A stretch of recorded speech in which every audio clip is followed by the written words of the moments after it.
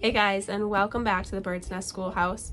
This is not a video that I expected to be making. I was so excited to start this curriculum at the beginning of the year. I thought it was going to be the perfect curriculum for us. And now I am making a video on why we are dropping Build Your Library Level 0 around the world. I am sad to announce we are dropping it. At the end of term 2, did some serious soul searching about what I want for geography and studying world cultures in our homeschool, and this just was not it. So let me just preface this by saying that us dropping this curriculum is really all about me and my expectations. There's absolutely nothing wrong with the curriculum. I know a lot of people love it. People really enjoy it. It's a really gentle introduction to world geography and cultures for the younger ages. People really love it. It's just for what I want, it doesn't fit that bill. So there's nothing wrong with the curriculum. It's just not what I want. So I just want to preface it by saying that these are just my opinions and what I want in our homeschool. So I'm going to start the video kind of going over the schedule and what the curriculum expects from you, and then how we kind of tweak that for the weeks that we did do.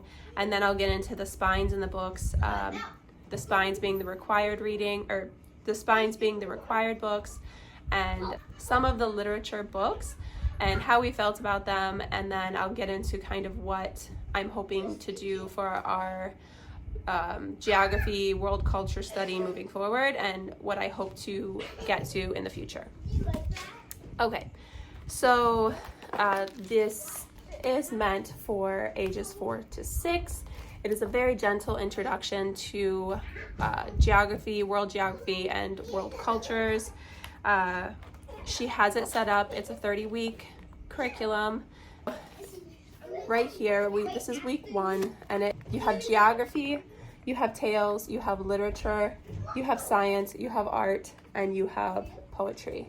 And then, so this is the titles of the books that you're going to need for the week, and she gives you the page numbers, how much of the book you're expected to read, and then she breaks it down further. And what I did, I printed this a little bit different. She has it broken down by day: week 1, day 1, week 1, day 2, day 3, day 4. She has it set up where you print this on the full page. I did it like a brochure setting where you did 4 pages per page. The writing is small, but it saved paper, and it was not that thick. Like, it didn't have a really thick book to take care of. So on the day breakdown, she'll tell you, for geography, you're going to be doing this. Here's your geography activity. Literature, you're going to be reading this. Here's your literature activity, and then science topics and whatever. And she does that for every single day. So for the first week, we did do it as how she has it written. For example, let me just give you an example. You read Me on the Map once. You read How to Make an Apple Pie and See the World. And then you have your animal atlas where you read a couple pages. You look at a couple pages. That is Monday. And then on Tuesday, you have, sorry, I have all the books out in front of me. On Tuesday, you look at a couple books in your atlas, and then you read a poem. And that's all you do on Tuesday. On Wednesday, again, you read the same books, and then you look at different pages in your wild animal atlas. You have an art activity where you prepare your passport. So she does give you student activity books, and each student will have a passport that you make. And for each continent that you visit, you're gonna you're gonna glue your continent sticker, and then we glued the different landmarks and things that they had for each continent. So each student does a passport. The continents that she covers is North America, South America, Europe, Africa, Asia, Oceania, and Antarctica. So we only got through North America, and that is what you do in the first week. And then on the last day of the week, you read these two books again. You do an activity in your activity book. You look at children just like me. You look at a child in the world. And that's it. That's your first week. So you have all these resources, and you're pulling from all these resources. You're looking at a page here. You're looking at a page here. You're reading books. She doesn't have you read all the books multiple times. Sometimes she has you read like the first half of a book one day and the second half of a book the next day. We did have a longer book in the very, very far north, so she would have you read a chapter a day. The schedule is very workable. So you can what I ended up doing is I looked at the schedule at the beginning of the week and I would move things around. So instead of pulling the same book 3 times throughout the week and looking at 3 different pages, we would look at all those pages in one day to just kind of condense it. We still did 5 days, but we would just pick and choose what we did throughout the week on specific days. We also we did after the first week, because the kids were really not enjoying reading the same book 3 times, we would only read it once. Or if the book was split in half, like a shorter picture book was split in half, we would read the whole thing and not split it over 2 days. So the schedule is very moldable to what you want and what you want to do in your schedule. My only problem with the schedule is, well, I'm going to go over the spines and then I'll talk about how with the schedule I had a little bit difficult time pulling everything together. So let me go over the spines now, the required books, and give you some feedback on those, and then I'll go over like overall program. For geography, you have your Smithsonian Children's Illustrated Atlas, and this offers different continents, colorful pictures, some tidbits about each country. It's broken up by continent, which is nice. However, my complaint about this book is that it does not offer all of the countries. When I was looking forward to South America, it does not have all the South American countries in them. So that is my complaint about this book, is I would like to be able to use it for other things. If you look at Central America and the Caribbean, they only have 2 pages. So it doesn't really give you a zoomed in perspective on Central American countries or the Caribbean. So, and me being in the Caribbean, I take that a little bit personally. I mean, the Virgin Islands aren't even on the book. So that's just me taking offense. No, I'm just kidding. Okay, so that is the geography book. Technically you could use any atlas, I feel like. When you're doing the country, you're looking at the country and you're reading a little bit about it, the tidbits of information. So I feel like most children atlases have that in some way. So that is the atlas. So next we have Children Just Like Me, and this highlights children from around the world. Here it tells you this is where all of the children are. So, you know, for some reference as to where the children are in the world. And it just gives a breakdown of their life, their school, their home, how they say hello, their family, what they like to do for fun. So this is just a really great book to relate, for your child to relate to kids around the world. So this was definitely a positive one that I will be holding on to. Next up we have World Atlas for Kids, Facts and Activity book. This the kids did enjoy. You definitely need one for each child. My daughter needed a little bit more help with this. It says for ages 5 to 9. My son was definitely on the edge for like being able to do this independently. You do have to read. It has some experiments in here that the kids enjoyed, but some of it was a little bit above their comprehension. Oopsie. Yeah, it does fall. Both of their books fell apart, but I mean, that is whatever. Like here they do like a height activity and I had to help them with that. But overall, it's a cute book. The kids enjoyed it. I mean, you can't lose with activities and mazes and coloring. So this was definitely a keeper.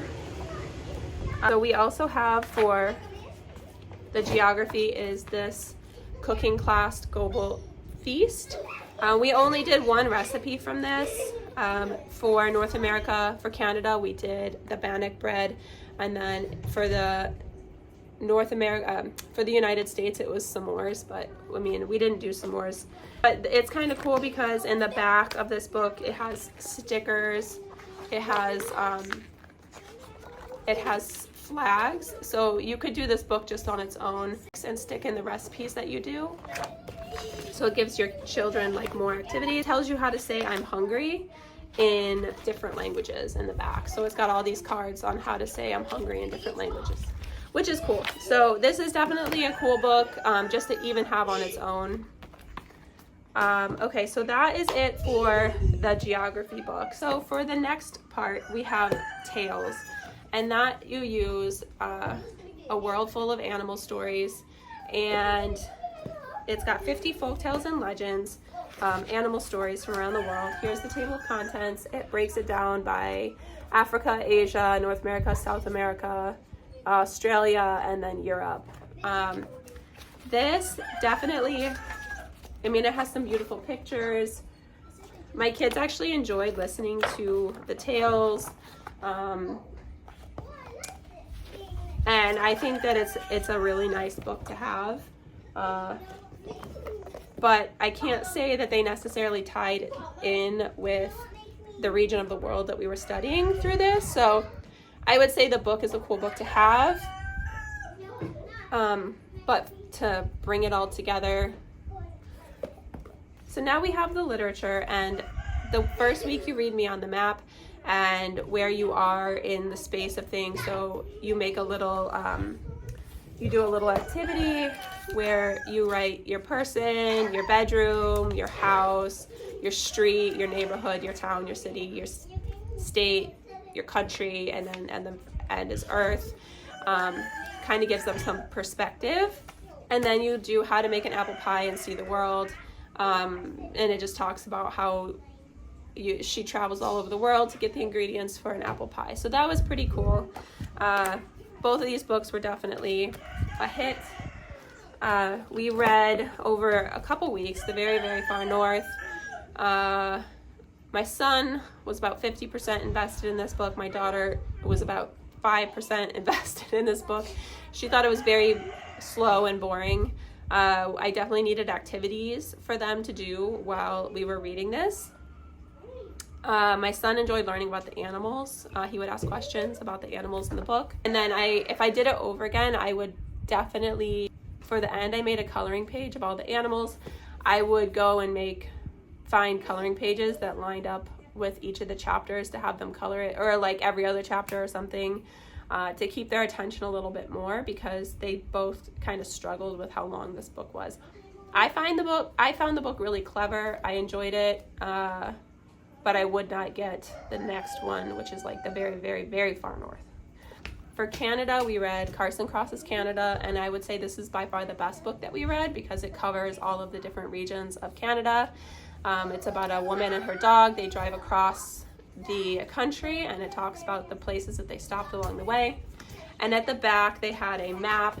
So for further, like, we could follow the map, you know, to where she started, where she ended. So that was really cool. So this was also a hit. For the United States, we read A Boy Called Slow, which was not a hit at all. The pictures, I think, were too dark. It was not engaging for the kids. Just kind of dark and stormy pictures. But that was it. That's all we read for the United States. And then for Mexico, we read Dear Primo, which if you watched my Term 2 review, you know my thoughts on this book. It was a cool book, but just not necessarily the book that I would want to read to my kids about Mexico. And then for Central America, we did The Hummingbird King. This was a hit. My son really enjoyed this book, and at the end of it, it talks about the quetzal bird. And we did go online and find more information about the bird and saw videos of them in the wild. I didn't know about the bird. So that was pretty cool. We kind of went down a little rabbit hole with this book. So this is a legend about the Hummingbird King from Guatemala. So that was cool. Okay, so those are the literature books that we read. Those are the only ones I can really comment on. Oh, I forgot to mention that this book is also a book for geography, and this is a flag activity book, sticker book. It's got different activities that you use flags for, but it's got each of the continents, that as you study the continents, it has the stickers in the back that you go and move the stickers to the continent as you study them. It also has some other activities. You can build your own flag with stickers. We didn't even get this out. I would not say this is a necessary book. All right, so for science, we have the Nat Geo Wild Animal Atlas. It talks about different animals around the world. And here we have North America. It gives you North American animals. It has an ecosystem of North America, an animal of North America, and then that's it. Then you move on to South America. So as a reference guide, I just don't see, like, it gives 4 pages per continent, so it's very, very gentle in introduction to animals around the world, but to me it just doesn't really give you that much information. I think another animal book would be more interesting for the kids, instead of just like little snippets of information of each continent and then moving on. So for a reference book, I would say it's not really worth it. But also for science, she has you do a animal profile. So each continent you would do an animal profile, and you choose, she does give you a list of animals. You don't have to choose those animals. You can choose an animal that you see in the atlas. You could look up animals of the continent that you're studying, but she has you do what your animal is. My daughter chose a wolf. What does it eat? I guess this is meat. What does my animal look like? Where does my animal live? These are my animal's predators. What does it look like a baby? What does it look like as a baby? And then where you find your animal in the world.